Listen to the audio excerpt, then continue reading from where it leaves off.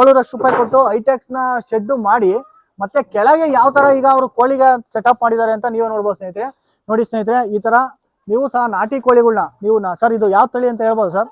ನಾಟಿ ಕೋಳಿ ಇದು. ಹೌದು ಸರ್, ಪ್ಯೂರ್ ನಾಟಿನಾ? ಪ್ಯೂರ್ ನಾಟಿ. ಹೌದು ಸರ್.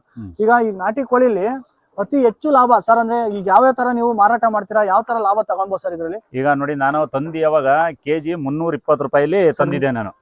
ಇವಾಗ ಕೆಜಿ ಕೊಟ್ಟರೆ 700 ರೂಪಾಯಿ ಕೆಜಿ ಕೊಡ್ತಾರೆ ಇದನ್ನ. ಈಗ ಹಂಗಾಗಿ ಈಗ ಲೆಕ್ಕ ಕೋಳಿ ಎಷ್ಟು ಕೆಜಿ ಇದೆ, 100 ಕೋಳಿಗೆ ಎಷ್ಟು ಕೆಜಿ ಅಂತಂದ್ರೆ 2 ಕೆಜಿ ಬರ್ತಾವ ಅನ್ನೋದು. ಹಂಗಾಗಿ ಲಾಭ ಜಾಸ್ತಿ ಇದೆ.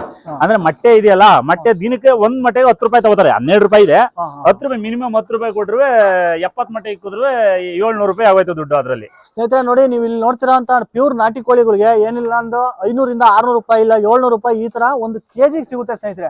ಇದು ಪ್ಯೂರ್ ನಾಟಿ. ಇದು ವೈದ್ಯ ಲೋಕವೇ ಹೇಳುತ್ತೆ. ಏನಕ್ಕೆ ಅಂತಂದ್ರೆ ನಾಟಿ ಕೋಳಿ ತಿನ್ನೋದ್ರಿಂದ ಯಾವುದೇ ತರಹ ನಮ್ಮ ದೇಹದ ಹಾಲ ಇರ್ಬೋದು, ನಮ್ಮ ಯಾವುದೇ ನೈಸರ್ಗಿಕವಾಗಿ ಯಾವುದೇ ತರಹ ಕಾಯಿಲೆಗಳು ಬರಲ್ಲ ಸ್ನೇಹಿತರೆ. ಹಾಗಾಗಿ ನೀವು ಈ ತರ ನೀವು ಒಂದು ಕುರಿ ಶೆಡ್ ನಿರ್ಮಾಣ ಮಾಡಿದಾಗ ಈ ತರ ಇನ್ನೊಂದು ಆದಾಯ ಮೂಲ ಹುಡುಕೊಂಡಾಗ ನೋಡಿ ಸ್ನೇಹಿತರೆ, ಈ ಕೋಳಿಲೇ ಸಹ ನೀವು ದುಡ್ಡು ಮಾಡ್ಬೋದು. ಕೋಳಿಲೂ ಸಹ ಯಾವ ತರ ದುಡ್ಡು ಮಾಡ್ಬೋದು ಅಂತಂದ್ರೆ ಮೊಟ್ಟೆಲೂ ಸಹ ದುಡ್ಡು ಮಾಡ್ಬೋದು, ಮಾಂಸದಲ್ಲೂ ದುಡ್ಡು ಮಾಡ್ಬೋದು. ಇಲ್ಲ ಸರ್ ನಮ್ಮ ತಾಳ್ಮೇಲೆ ಇನ್ನ ಮಾಡ್ಬೇಕು ಅಂತಂದ್ರೆ ಅದನ್ನೇ ಸಹ ನಾವು ಮರಿ ಮಾಡಿಸ್ಬಿಟ್ಟು ನೀವು ಮಾರೋದ್ರಿಂದ ಇನ್ನೂ ಅತಿ ಹೆಚ್ಚು ನೀವು ಈ ಕುರಿ ಶೆಡ್ ಅಲ್ಲೇ ನೀವು ಇದರಿಂದಾನೆ ಸರ್? ಇದರಿಂದಾನೆ. ಹೌದು. ಅಂದ್ರೆ ಶೇಖರಣೆ ಮಾಡಿಟ್ಟಂತಹ ಮೇವನ್ನ ನೀವು ಇದರಲ್ಲಿ ಕತ್ತರಿಸ್ತೀರಾ ಸರ್? ಕತ್ತರಿಸ್ತೀವಿ. ತುಂಡು ಮಾಡ್ಬಿಟ್ರೆ ಒಳ್ಳೆ ಕಡ್ಲೆ ಪುರಿ ತಿನ್ನಕ್ ತಿನ್ಕೋತಾವ, ಅದನ್ನ ಚೆನ್ನಾಗಿ ತಿನ್ಕೋತವೆ. ಇಲ್ಲ ಅಂತಂದ್ರೆ ಕಟ್ಕಡಿ ಹಂಗಾರೆ ಅರ್ಧ ವೇಸ್ಟ್ ಆಯ್ತದೆ, ಅರ್ಧ ಕುರಿ ತಿಂತವೆ. ಸರ್ ಇದು ಎಷ್ಟಾಗ್ಬೋದು ಸರ್ ಈ ಮಿಷಿನ್? ಇದು 18,000 ರೂಪಾಯಿ. ಇದು 3 ಇಂಚ್ವಿ 18,000 ರೂಪಾಯಿ. ಇದ ತಗೊಂಡು ಟಗರು ಸಾಕಿರೋಂತ ಸಾಗಾಣಿಕೆ ಮಾಡಿರೋ ಇದು ತುಂಬಾ ಇಂಪಾರ್ಟೆಂಟ್. ಯಾಕೆಂತಂದ್ರೆ ಅರ್ಧ ವೇಸ್ಟ್ ಆಗೋದ್ ಬದಲು ಇಲ್ಲೇ ಆದ್ರೆ ಎಲ್ಲ ತುಂಡಿ ಸಿಸ್ಟಮ್ ಮಾಡಾಕ್ತಿರ್ತದೆ. ಅದು ಹಾಕಿದ್ರೆ ಕಡಲೆಪುರಿ ಚೆನ್ನಾಗಿ ಕಡಲೆಪುರಿ ತಿಂತಾರೆ. ನೋಡಿ, ಈಗ ಸರ್ ಏನ್ ಹೇಳ್ತಿದ್ರ ಅಂತಂದ್ರೆ ಈ ತರದ್ದು ಯಾರು ಕುರಿ ಸಾಗಾಣಿಕೆ ಮಾಡ್ತಿರಲ್ಲ, ಈಗ ಕುರಿ ಸಾಕಾಣಿಕೆ ಇರ್ಬೋದು, ಹಸು ಸಾಕಾಣಿಕೆ ಇರ್ಬೋದು, ಇಲ್ಲ ಆಡು ಸಾಕಾಣಿಕೆ ಇರ್ಬೋದು, ಈ ತರ ಯಾರು ಮಾಡ್ತಾರೋ ಅವ್ರಿಗೆ ಈ ಮಿಷಿನ್ ತುಂಬಾ ಇಂಪಾರ್ಟೆಂಟ್ ಆಗುತ್ತೆ ಸ್ನೇಹಿತರೆ. ಏನಕ್ಕೆ ಅಂತಂದ್ರೆ ಇದು ನಾವು ಮನುಷ್ಯ 2 ಅವರ್ ಕೆಲಸ ಮಾಡಿದ್ರೆ ಇದು 1 ಅವರ್ ಅಲ್ಲೇ ಕೆಲಸ ಮುಗಿಸ್ಬಿಡ್ತೇವೆ ಸ್ನೇಹಿತರೆ. ಯಾಕೆಂದ್ರೆ ಬೇಗ ಫಾಸ್ಟ್ ಅಲ್ಲಿ ಮಾಡುತ್ತಲ್ಲ. ಈಗ ಹುಲ್ನ ನಾವು ಕಟ್ ಮಾಡಿ ಹಾಕೋದ್ರಿಂದ ಏನಾಗುತ್ತೆ ಅಂದ್ರೆ ಕುರಿ ಆಗಿರ್ಬೋದು, ಹಸು ಆಗಿರ್ಬೋದು ಬೇಗ ತಿನ್ನುತ್ತೆ. ಬೇಗ ತಿಂದಾಗ ಏನಾಗುತ್ತೆ ಅಂತಂದ್ರೆ ನೀವು ಕೆಳಗೆ ವೇಸ್ಟ್ ಆಗಲ್ಲ ಸ್ನೇಹಿತರೆ. ಹಾಗಾಗಿ ನೀವು ಈ ತರದೊಂದು ಮಿಷಿನ್ ಇಟ್ಕೊಳ್ರಿ ಅಂತ ಹೇಳಿ ನಮ್ ಸರ್ ಸಜೆಷನ್ ಮಾಡ್ತಾ ಇದ್ದಾರೆ ಸ್ನೇಹಿತರೆ. ಹಾಗಾಗಿ ನೀವು ಯಾರ ನಾಟಿ ಕೋಳಿ ಸಾಗಾಣಿಕೆ ಇಲ್ಲ, ಹಸು ಸಾಗಾಣಿಕೆ ಇಲ್ಲ ಕುರಿ ಸಾಗಾಣಿಕೆ ಇಲ್ಲ, ಈ ತರದ ಕ್ಲೀನ್ ಮಾಡ್ಬಿಟ್ಟೆ ಹಾಕ್ಬೇಕು. ತಿಂಡಿ ಮಾಡ್ಬೇಕು, ಕ್ಲೀನ್ ಮಾಡ್ಲೇಬೇಕು. ಇಲ್ಲಾಂದ್ರೆ ಏನ್ ಗೊತ್ತಾ, ಅದು ಗಲೀಜೆಲ್ಲ ಇರ್ತದಲ್ಲ ಇದ್ರೊಳಗೆ, ತಿನ್ನಕ್ಕೆಲ್ಲ ಸರಿಯಾಗಿ ಅವು. ಇಲ್ಲ ಅಂತಂದ್ರೆ ಸುಮ್ಮನೆ ಎಲ್ಲಾನ ಅಲ್ಲಲ್ಲೇ ಬಿಟ್ಬಿಡ್ತಾವೆ. ಇದೆಲ್ಲ ಕ್ಲೀನ್ ಮಾಡ್ಬಿಟ್ರೆ ನೀಟಾಗಿ ನೀಟಾಗಿ ತಿನ್ಕೋತಾವ ಅವು. ಒಟ್ನಾಗೆ ನಾವು ಡೈಲಿ ಹಾಕುವಾಗೂ ಮತ್ತೆ ನಾವು ಕ್ಲೀನ್ ಮಾಡ್ಬಿಟ್ಟೆ ಹಾಕ್ಬೇಕು. ಇದನ್ನ ಕ್ಲೀನ್ ಮಾಡ್ಬಿಟ್ಟೆ ಹಾಕ್ಬೇಕು. ಇಲ್ಲಾಂದ್ರೆ ಸುಮ್ಮನೆ ಇದ್ರೊಳಗೆಲ್ಲ ಕಾಳುಗಳೆಲ್ಲ ಸೇರ್ಕೊಡ್ತಾವಲ್ವಾ, ತಿನ್ನಕ್ಕೆ ಸಿಗಲ್ಲ. ಅದು ಕ್ಲೀನ್ ಮಾಡ್ಲೇಬೇಕು. ಒಂದು ಕುರಿಗಳು ಎಷ್ಟು ದಿನಕ್ಕೆ ಬೆಳವಣಿಗೆ ಆಗುತ್ತೆ, ಮತ್ತೆ ಇದನ್ನ ಯಾವ್ಯಾವ ಹಬ್ಬದಲ್ಲಿ ಮಾಡಿದ್ರೆ ಅತಿ ಹೆಚ್ಚು ಲಾಭ ಸಿಗುತ್ತೆ ಅಂತ ಹೇಳಿ ಸರ್ ಹತ್ರ ತಿಳ್ಕೊಂಡ ಬನ್ನಿ ಸ್ನೇಹಿತರೆ. ಸರ್ ಈಗ ಒಂದು ತಿಂಗಳಿಗೆ ಎಷ್ಟು ಕೆಜಿ ಇದು ಡೆವಲಪ್ ಆಗುತ್ತೆ ಸರ್ ಈ ಕುರಿ? ಈಗ ನೋಡಿ, ಇದು ಒಂದು ತಿಂಗಳಿಗೆ 6 ರಿಂದ 7 ಕೆಜಿ ಡೆವಲಪ್ ಆಗುತ್ತೆ ಇದು. ಹಂಗಾಗಿ ಅದಕ್ಕೆ ನಾನು ಏನ್ ಮಾಡಿದೀನಿ, ಅಮೀನ್ ಗಾರ್ಡ್ ಟಗರುಗಳನ್ನೇ ಸರಿ ಅಂದ್ಬಿಟ್ಟು ಸೆಲೆಕ್ಷನ್ ಮಾಡ್ಕೊಂಡ್ ಬಂದಿದ್ದೀನಿ.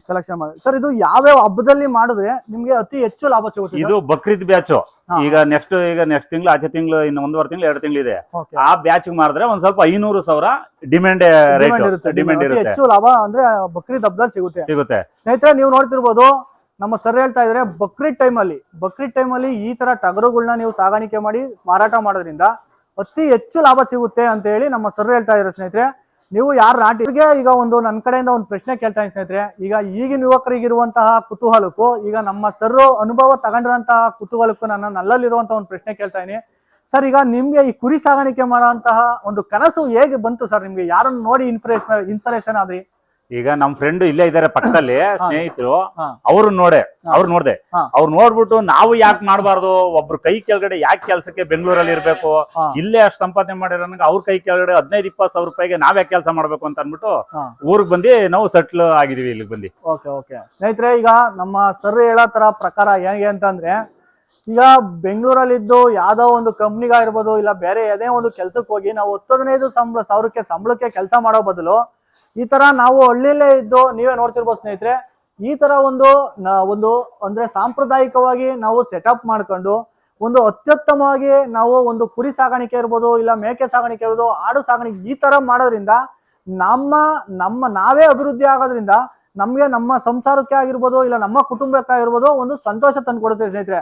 ಈಗ ಬೇರೆ ಹತ್ರ ಹೋಗಿ ಸುಮ್ಮನೆ ನಾವು ಎಷ್ಟೇ ದುಡಿದ್ರೂ ಅದು ಬೇರೆ ಬದುಕ್ತಾರೆ ಸ್ನೇಹಿತರೆ, ಬಿಟ್ರೆ ನಾವು ಉದ್ಧಾರ ಆಗಲ್ಲ ಅಂತೇಳಿ ನಮ್ಮ ಸರ್ರು ಅಂತಂದ್ರೆ ಅವ್ರಿಗೆ ಆಗಿರುವಂತ ಅನುಭವ. ಏನಕ್ಕೆ ಅಂದ್ರೆ ಸ್ನೇಹಿತರೆ, ಬೆಂಗಳೂರಲ್ಲಿ ಬಾಡಿಗೆ ಇರ್ಬೋದು, ಇಲ್ಲ ದಿನಸಿ ಇರ್ಬೋದು, ಅತಿ ಹೆಚ್ಚು ಏನೇ ದುಡಿದ್ರು ಖರ್ಚನೆಲ್ಲ ಅಲ್ಲೇ ಖರ್ಚು ಮಾಡೋದ್ರಿಂದ ಯಾವುದೇ ತರ ಲಾಭ ಅಲ್ಲಿಂದ ಪಡೆಯೋಕ್ಕಾಗಲ್ಲ ಸ್ನೇಹಿತರೆ.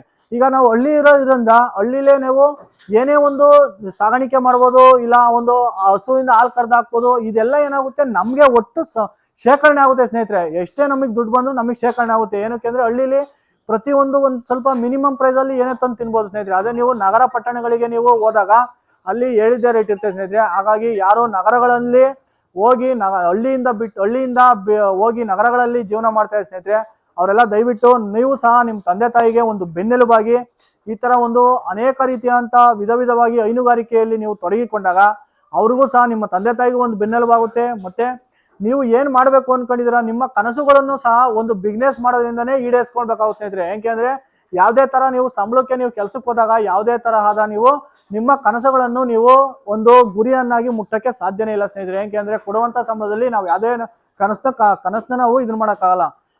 ನಾವು ಹೇಳೋದೇನು ಅಂತಂದ್ರೆ ಸ್ನೇಹಿತರೆ, ಈಗ ಈ ತರದ್ದು ಯಾವ್ದಾದ್ರು ನೀವು ಒಂದು ಬಿಸ್ನೆಸ್ ಅಲ್ಲಿ ಅಂದ್ರೆ ನೀವು ಮಾಡ್ತಾ ಇರೋದು ಮಾಡಿ ಸೈಡ್ ಅಲ್ಲಿ ಈ ತರದೊಂದು ಮಾಡಿದಾಗ ಏನಾಗುತ್ತೆ, ನಿಮ್ ತಂದೆ ತಾಯಿಗೆ ಒಂದು ಬೆನ್ನೆಲುಬಾಗುತ್ತೆ ಸ್ನೇಹಿತರೆ.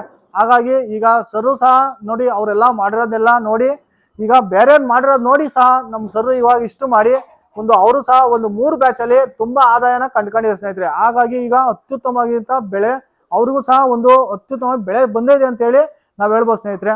ಸರ್ ಧನ್ಯವಾದಗಳು ಸರ್ ನಮ್ಮ ಕಾರ್ಯಕ್ರಮ.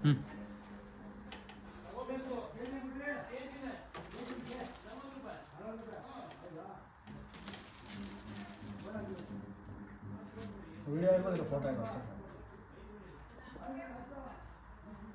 ಓಕೆನಾ ಮೇಡಮ್, ನೀವು ಬನ್ನಿ ಒಂದು ಫೋಟೋ.